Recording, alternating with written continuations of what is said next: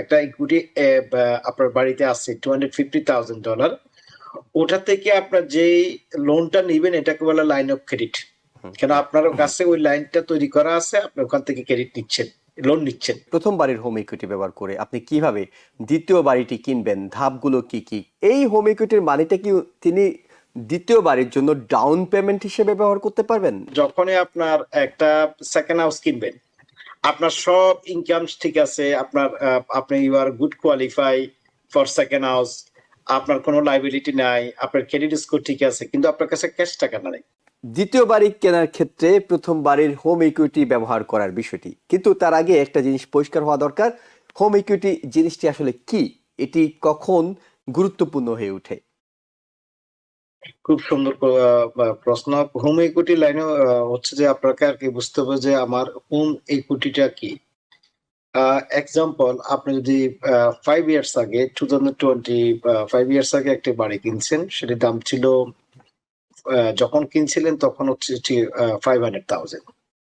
এখন 5 ইয়ার্স পরে যা এটার ভ্যালু আসলো, মার্কেট ভ্যালু দাঁড়ালো 700। এই যে এখন যে আগে 500 দিয়ে কিনছেন, এখন 700, এই $200 যদি আপনার যে লোন থাকে, মনে করেন আপনার এখন এক্সাম্পল আপনার লোন বাকি আছে 450, তাহলে আপনার এখন ভ্যালু আছে 700 বর্তমান মার্কেটে। এই 250 হচ্ছে যে আপনার ইকুইটি, হোম ইকুইটি। ওকে, এটা দিয়ে থেকে আপনার এটাকে আমরা হোম ইকুইটি বলি আর কি। ওকে, কিন্তু এই ক্ষেত্রে অনেকে তো আসে ইকুইটি লোন এবং home equity line of credit, এই বিষয়গুলো চলে আসে, এগুলোর ব্যাপারে পার্থক্যটা কি একটু বলবেন? পার্থক্য একই জিনিস, এটা ইউএস এন্ড আমেরিকা সেম জিনিস। এটা যে ইকুইটিটা আছে, ওই ইকুইটি থেকে আপনার এটাকে আমরা লাইন অফ ক্রেডিট বলি। আপনি চাইলে এখান থেকে আপনার ক্রেডিট নিতে পারবেন, এই জন্য বলে যে লাইন অফ ক্রেডিট। ওখান সাথে একটা সূত্র, যখন ওই ইকুইটিটা আপনার একটা ইকুইটি আপনার বাড়িতে আছে $250,000, ওটা থেকে আপনার যে লোনটা নিবেন এটাকে বলে লাইন অফ ক্রেডিট। কেন আপনার কাছে ওই লাইনটা তৈরি করা আছে, আপনি ওখান থেকে ক্রেডিট নিচ্ছেন, লোন নিচ্ছেন, আপনার বাড়ি থেকে আপনার একটা লোন নিচ্ছেন। তো এটা কখন নেওয়া হয়? এটা না হয় যে একটা মানুষ যখন সে অনেক আগে একটা বাড়ি কিনছিল, আজ থেকে 5 বছর আগে একটা টাউন হাউস কিনছে, এক্সাম্পল একটা টাউন হাউস কিনছে, সে এখন একটা সিঙ্গেল হাউস কিনা দরকার, কিন্তু তার কাছে ইনকাম আছে, সবকিছু আছে, এটাতে আবার ইনকাম আবার ক্যারি করা লাগে। কেন সে তো সিঙ্গেল হাউস, নতুন যে সিঙ্গেল হাউস কিনবে ওটার জন্য সে কোয়ালিফিকেশন হতে হবে, ভালো একটা মিনিমাম একটা ক্রেডিট স্কোর থাকতে হবে, বলতে গেলে 700 প্লাস, তার কোনো লাইবিলিটি থাকতে হবে না, মানে লাইবিলিটি নাই, তার ভালো একটা ইনকাম আছে, কিন্তু তার কাছে ক্যাশ মানি নাই। এই কোশ্চেনটা তখনই আসে, এইটা দিয়ে আপনি কিভাবে লাভবান হবেন, এটা অনেকে আসলে এই ব্যাপারটা জানে না। এটা খুবই গুরুত্বপূর্ণ একটা কোশ্চেন। ইভেন আমিও যখন রিয়েল এস্টেট মার্কেটে আসি নাই, ইভেন আমারও এই ধারণা নাই। আসলে আমার এই যে টাকাটা জমি রয়েছে, টাকা দিয়ে চাইলে আমি অনেক কিছু করতে পারি। ওকে, তাহলে আমরা সেই প্রশ্নটাতে সরাসরি চলে আসি যে হোম ইকুইটি ব্যবহার করে, প্রথম বাড়ির হোম ইকুইটি ব্যবহার করে আপনি কিভাবে দ্বিতীয় বাড়িটি কিনবেন, ধাপগুলো কি কি, কিভাবে আপনাকে এটি গুরুত্বপূর্ণ হয়ে উঠবে? ধাপ হচ্ছে যে, প্রথম হচ্ছে যে আপনাকে একজন অ্যাপ্রেজাল বা একজন রিয়েলটরে দিয়ে আপনাকে সিএমএ করাইতে হবে যে আপনার বর্তমান বাড়িটার দাম, ভ্যালুটা কত। আপনি কিন্তু সেকেন্ড বাড়ি কেনার জন্য প্ল্যান করতেছেন, কিন্তু আপনার ইনকাম ঠিক আছে, আপনার ক্রেডিট স্কোর ঠিক আছে, ক্রেডিট স্কোর লাগবে, ইনকামও লাগবে যদি আপনার একটা সিঙ্গেল হাউস কিনতে যান এই ইকুইটি ইউজ করে। কেন আপনার ভালো ক্রেডিট স্কোর না থাকলে, আবার ইনকাম কোয়ালিফাই না হলে আপনি ইকুইটি নিতে পারতেছেন না। তো আপনি একজন রিয়েলটর কাছে, অভিজ্ঞ রিয়েলটর কাছে গিয়ে শরণাপন্ন হয়ে আপনি একটা সিএমএ করলেন যে আপনার এই বাড়ির দাম কত, দেখলেন যে এই বাড়ির বর্তমান মূল্য $700,000। আপনি যখন নিছিলেন তখন এটা নিছিলেন 450, এখন এটা 750 আছে, সরি $700,000 আছে। তাহলে আপনি এখান থেকে পাচ্ছেন $250,000। যদি আমরা ধরি আপনার বর্তমান লোন বাকি আছে $4 লাখ, 5 বছর আপনি $50,000 পরিশোধ করছেন, তাহলে আপনার 700 থেকে $4 লাখ বাদ গেলে যেটা হবে কত, $300,000। ওই 300,000 থেকে আপনি 90% নিতে পারবেন। ওকে। মানে মূল কথা হচ্ছে যে আপনার যদি $700 বাড়ি থাকে, এটা হুম। আপনাকে বুঝতে হবে। 700 যদি ভ্যালু থাকে, এখান থেকে 90% আপনি ইকুইটি ইউজ করতে পারবেন। 90%।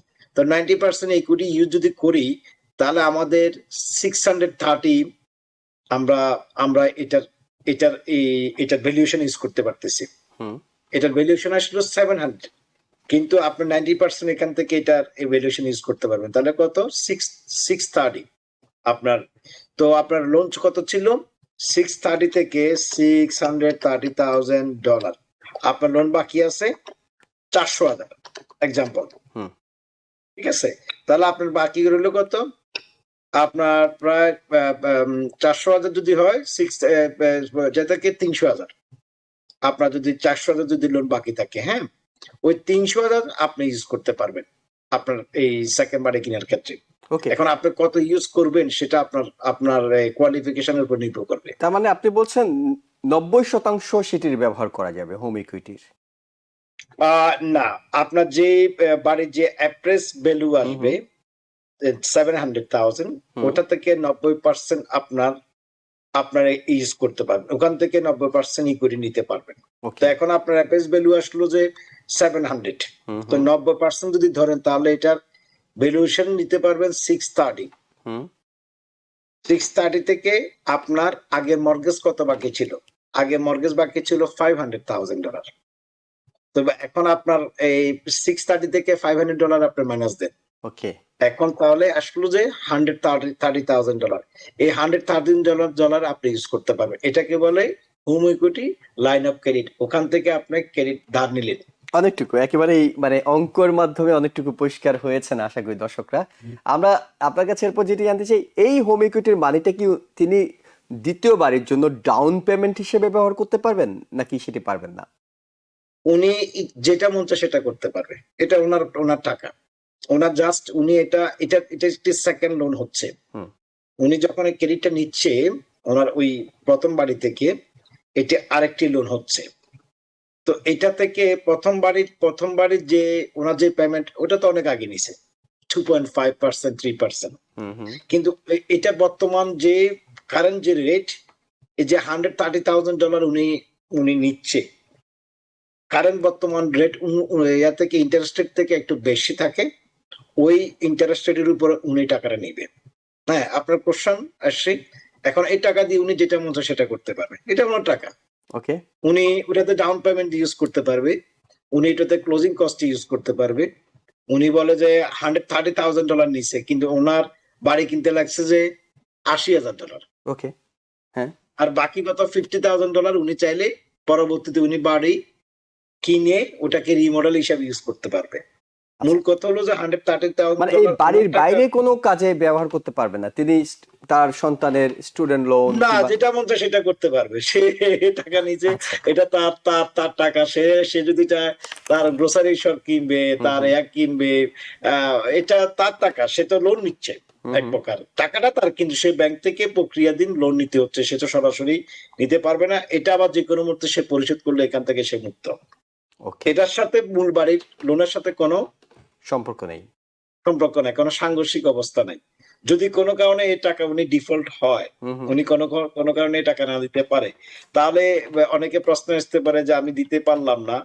ওনার মর্গেজ বাড়বে, ওনার এটার সাথে সুদ এড হবে, কিন্তু ওনার মেইন বাড়িটা, যে বাড়ি থেকে উনি ইকুইটিটা ইউজ করছে, ওটা চাইলে আপনার লেন্ডার ওনাকে ফোরক্লোজার করতে পারবে না।